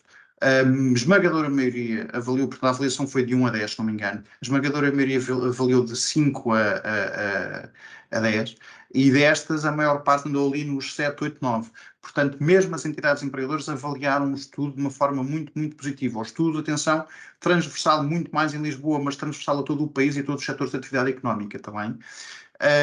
Pronto, há de haver aqui uma outra medida que está projetada, é a aproximação do regime de parentalidade que é garantido aos trabalhadores por conta de outrem, garantir isto também aos trabalhadores independentes. Imagino que mais nas licenças do pai do que na mãe, porque a mãe já tem licenças muito parecidas.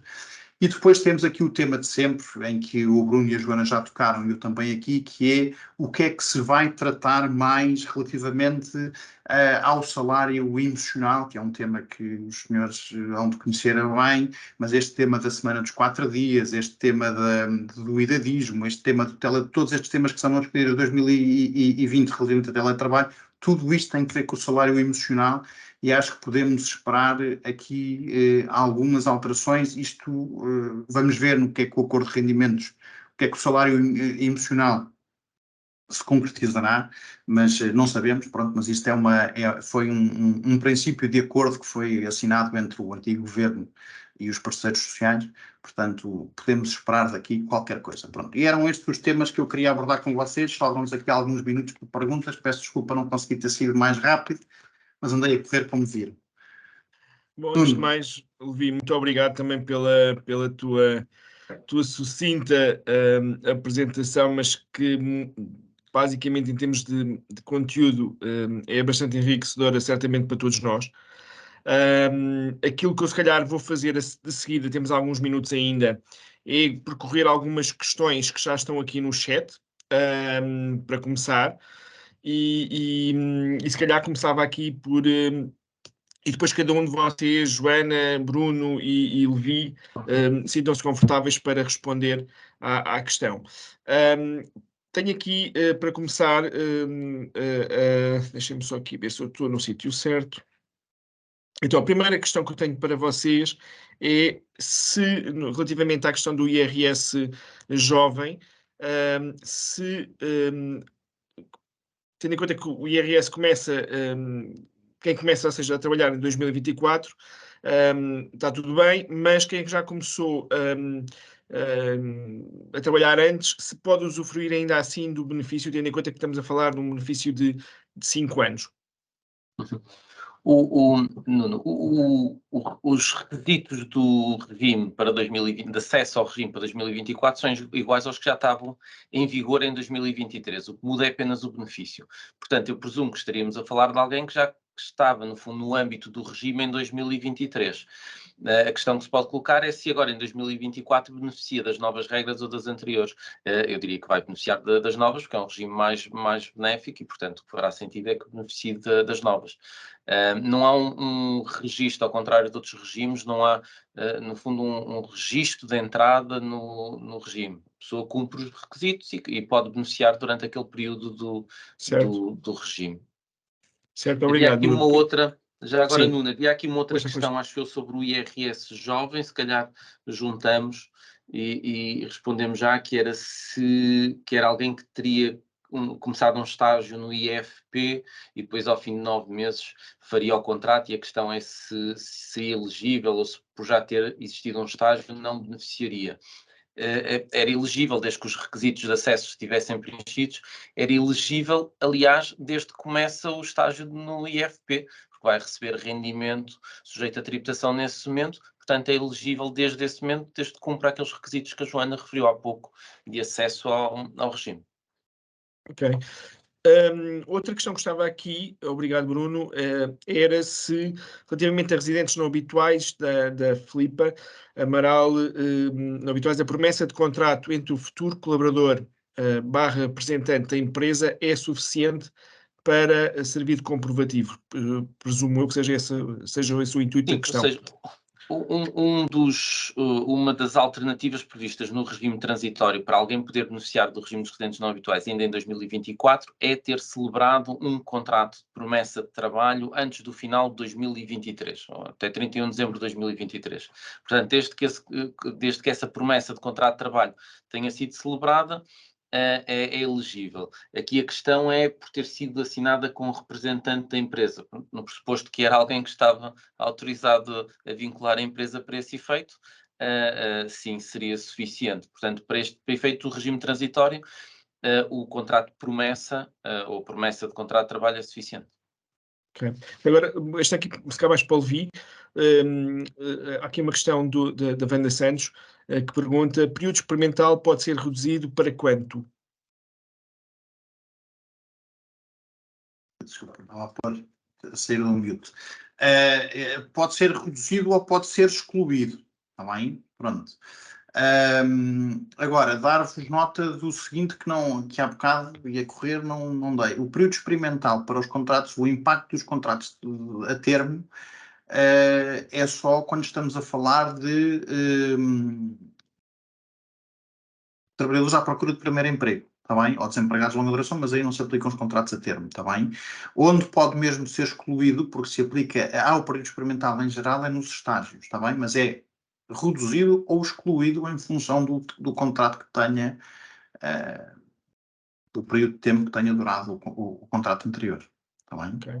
Obrigado, Levi. Eu vou escolher aqui algumas, nós temos aqui várias, mas aqui algumas que se calhar podem fazer um bocadinho mais de impacto.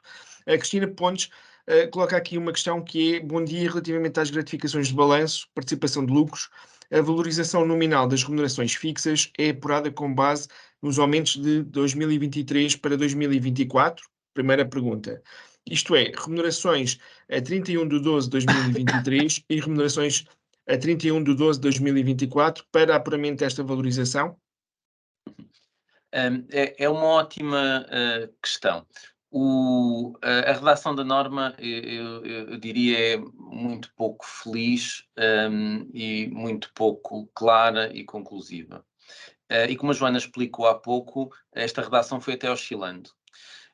Esta regra vem do acordo de rendimentos, que fala daquela valorização salarial para o universo de trabalhadores e não concretiza muito mais. Na proposta do Orçamento de Estado apresentada inicialmente, e eu creio que com o intuito de tentar concretizar um pouco mais, falava-se na valorização da média dos salários. Isto gerou alguma discussão Um dos sindicatos esteve envolvido no acordo de rendimentos, chegou, ou pelo menos na comunicação social, chegou a ser indicado de que aquela redação não estaria em linha com o espírito do que estava no acordo de rendimentos e, portanto, ia deturpar a intenção do acordo de rendimentos, e numa versão já finalíssima, mesmo antes de ser aprovado o orçamento, a versão final do Orçamento do Estado, é reposta à redação que estava no acordo de rendimentos. Portanto, volta-se a referir a valorização salarial para o universo dos trabalhadores. Isto levanta desde logo dúvidas sobre se tem que ser para todos, sem exceção, se podem haver exceções, ou se deve recorrer à média como estava na versão inicial, e depois se de facto... e depois surge a questão seguinte, que é, pronto, aqui a Cristina coloca, que é se comparamos o valor do final do ano passado com o final de 2024. Pronto, quanto aos valores que se deve, ao momento, eu diria que sim, que o que faz sentido, embora isto não resulte expressamente da norma, mas o que faz sentido é que ao longo de 2024 existe esta valorização salarial, não existe outro requisito, ou seja, não é dito em nenhum sítio que o aumento salarial tem que ocorrer, por exemplo, até ao pagamento da gratificação de balanço, portanto, refere 2024, portanto, é até ao final de 2024, e, portanto, o que fará sentido é comparar o valor de 31 de dezembro de 2023 com 2024. Até que a maior dúvida neste momento é se compara ao valor global e, portanto, se vê se na média aumentou ou se de facto tem que existir um aumento para todos os trabalhadores. Esta dúvida ficou com a redação que acabou por constar da versão final do Orçamento do Estado. Eu diria que há margem, flexibilidade, olhando até ao tipo e ao espírito da norma, para que não tenha que ser necessariamente todos, ou que possam ser existir exceções. Mas claro, também me parece claro que o objetivo é um aumento para a generalidade, pronto, aqui utilizando o termo que está na norma, para o universo dos trabalhadores e não só para alguns, e depois faz-me sentido que essa comparação seja feita entre o 31 de dezembro de 2023 com o 31 de dezembro de 2024. Sim. Obrigado, Bruno. É assim, nós estamos aqui a chegar, já passámos aqui 2 minutos do nosso tempo. Aquilo que eu vou fazer aqui é só, vou-me despedir, ou pelo menos agradecer a presença de todos neste fórum. Quem quiser, eu se calhar vou pedir aqui ao Bruno e ao Levi e à Joana, só para ficarem mais um pouco, para responder aqui a mais algumas questões, mas para todos aqueles que têm que sair devido a outros compromissos e, obviamente, à hora do almoço, queria agradecer em nome da DCH, obviamente, a vossa presença. Ainda são 134 que estão aqui presentes, foram bastante atentos em termos de participação ao longo desta sessão, por isso o meu agradecimento. Espero, sinceramente, que a DCH tenha contribuído aqui com esta sessão, com a ajuda do Bruno, da Joana e do Levi, a quem muito agradeço a disponibilidade de poderem estar aqui connosco e partilharem estas alterações e estas informações que são muito importantes para o nosso dia-a-dia e, obviamente, certamente, se for caso disso, também necessitarem de algum apoio, a DCH pode até servir de intermediário para os contactos deles, para alguma situação. Deixar também aqui, estou neste momento a apresentar, presumo eu aqui, para quem não é ainda pertencente à DCH, um QR Code onde podem aceder ao sítio para se poderem inscrever. E já agora, pronto, mais uma vez, para quem quiser ficar, vamos aqui ter mais alguns minutos só para tentar correr aqui as questões que estão aqui ainda pendentes. Se não se importarem, então, Levi, Bruno e Joana, vou abusar um pouco mais do vosso tempo. Há aqui também uma outra questão que tem a ver com os 22 euros do apoio para o subsídio de trabalho remoto, em que, neste caso, a Sandra Oliveira coloca a questão: este valor de 22 euros mês pode ser calculado proporcionalmente no caso de o trabalhador não ter o mês inteiro, ou seja, para quem só faça 4 dias de trabalho por mês, quanto deveríamos pagar? Ou seja, se existe ou não a possibilidade deste valor ser proporcional ao tempo de trabalho realizado. Este valor, a dizer o seguinte, este valor não é por acaso que são 22 euros, porque corresponde a 1 euro por dia. Pronto, e depois deste 1 euro por dia, eu agora não me recordo das percentagens, não me levem a mal, mas é 10% para eletricidade, é 20% para outros recursos e pronto, e por aí fora. Portanto, e eu, inclusivamente, é o máximo de €1 por dia de trabalho prestado neste regime. Portanto, se a pessoa só trabalhar 4 dias, não terá, aqui os meus colegas da área fiscal já poderão logo levantar aqui o tema relativamente à exclusão de tributação se eu decidir pagar o excesso. Pronto, está bem? Portanto, respondendo à Sandra e não respondendo tudo porque não me recordo de cabeça das percentagens, é €1 por dia, está bem? E é aí que chegamos aos 22 dias, aos 22 euros.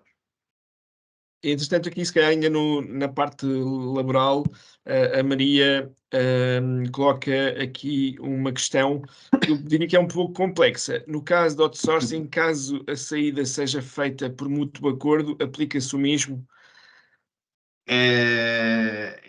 Não é uma pergunta fácil, mas consigo admitir que haja aqui margem para discutir a não aplicação da norma.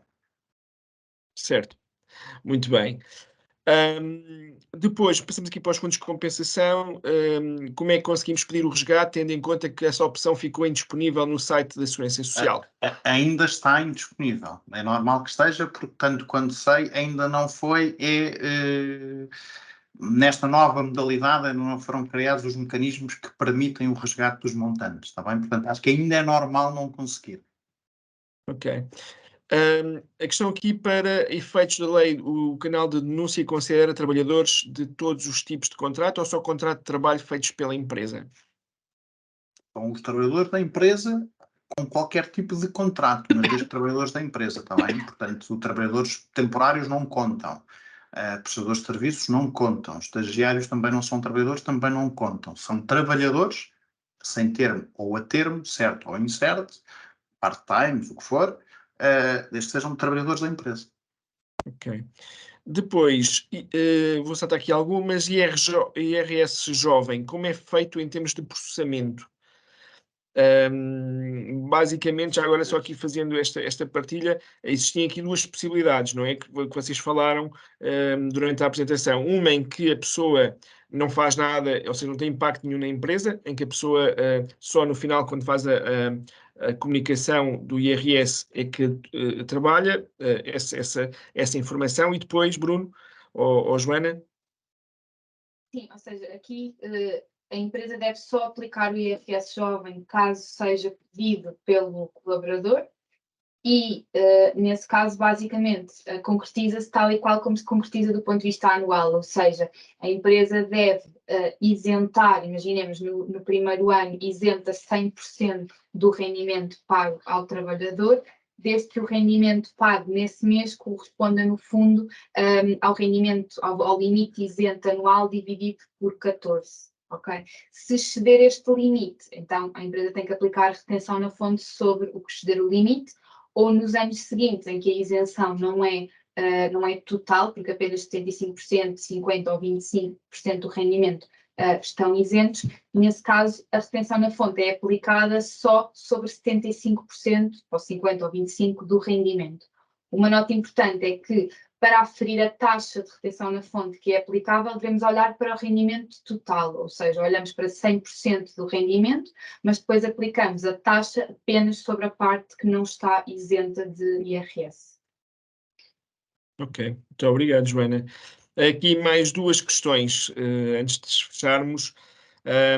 Para efeitos desculpem lá, para as cotas de trabalhadores com deficiência, contam os atestados multiusos com grau de incapacidade superior a 60% reportados no relatório único. Isto é uma pergunta. E caso a empresa já cumpra a cota, não precisa de recortar, certo? É que na legislação fala a certa altura de cota no recrutamento. Isto aqui é uma questão da Ana Ortigão Sampaio. Relativamente ao primeiro ponto, sendo honesto, teria que confirmar, não sei de cor. No segundo ponto eu julgo que a lei fala em 1 ou 2% do quadro de pessoal.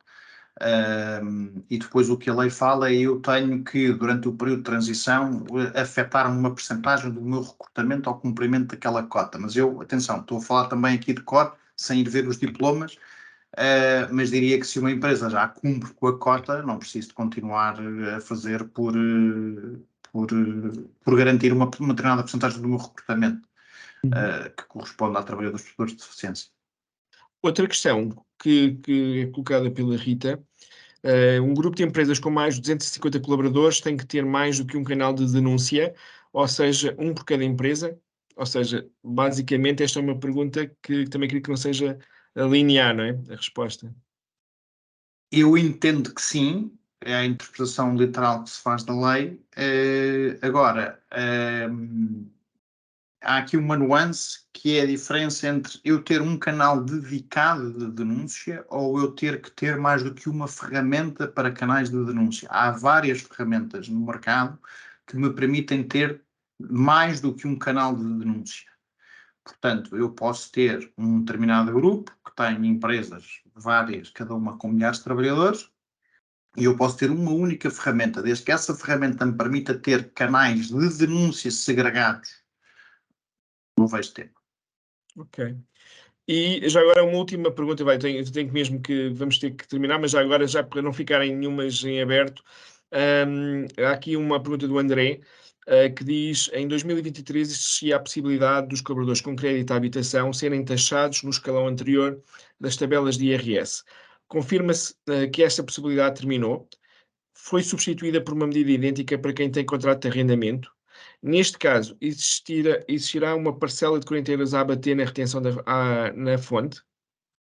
Sim, basicamente para 2024 o que temos é uma parcela a abater adicional de 40 euros e aplica-se quer a quem seja titular de um contrato de arrendamento, quer a quem seja titular de um empréstimo à habitação.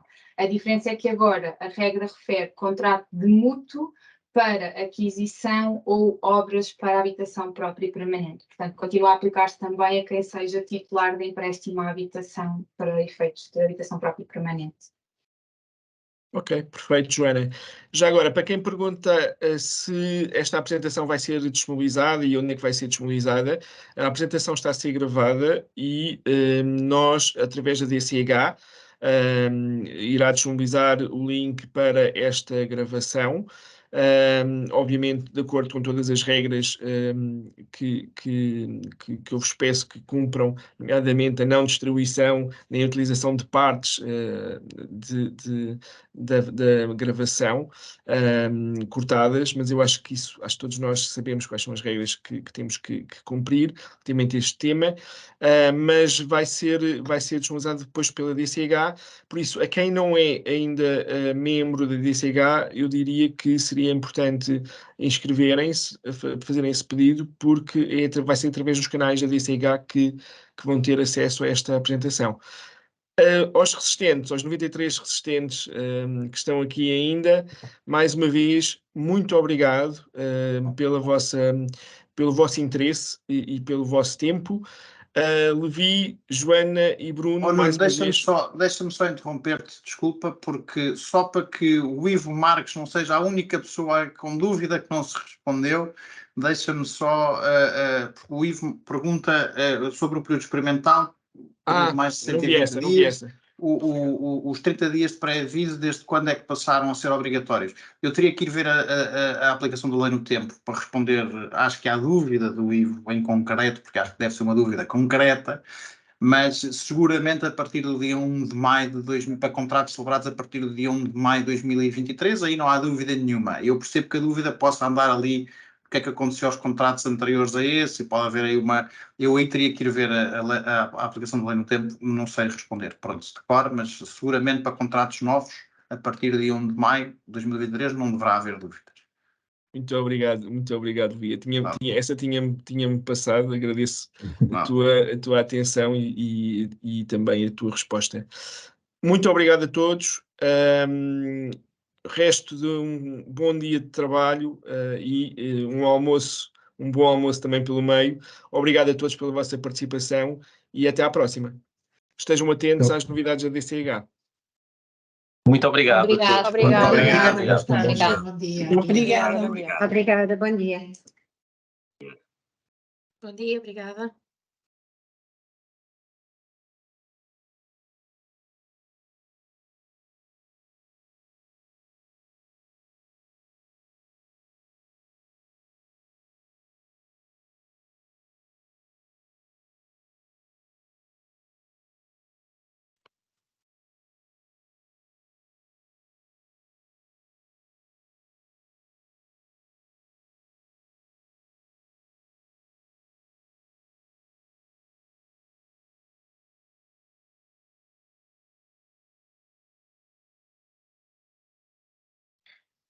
Bueno, listo. Algunas sesiones igual se quedan siempre ahí luego de las Sí. reuniones, se van a quedar abiertas y nunca se cierran.